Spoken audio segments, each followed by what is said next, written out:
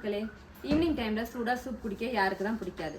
அதுக்கு தான் நம்ம காரோய் உழவன்குடியிலோட சூப் வெரைட்டிஸ் இருக்கே. இன்னைக்கு முடவாட்டுக்கால் சூப் எப்படி பண்றதுன்னு இந்த வீடியோல பார்க்கலாம் வாங்க. என்னம்மா பண்ணிட்டு இருக்கீங்க? அவங்க பேர் சொல்லுங்க. என் பேர் வடிவு. என் பேர் விஜயலட்சுமி. என் பேர் லதா.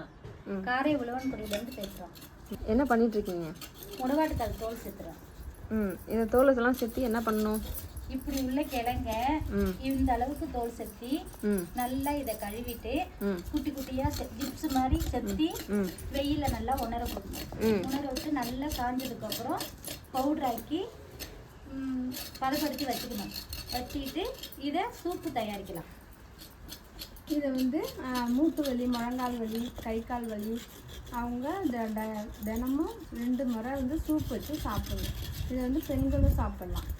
மாதவிடாய்க்கு எல்லாத்துக்குமே இது மூட்டு வலி, முழங்கால் வலி, கால் வலி, புதிங்கால் வலி, எல்லா வலிகளுக்கும் இது ரொம்ப சிறந்தது. இதை நம்ம பருகி வந்தோம்னா நம்ம பிள்ளைங்களுக்கும் நல்லது, நம்மளுக்கும் நல்லது. ஹெல்த்தியா இருக்கலாம். சோர்வடையாம நல்லா தைரியமா நம்ம உடம்பு நம்மளாலையும் பாதுகாக்க முடியுங்கிறதுக்கு இது ஒரு இதா இருக்கும்.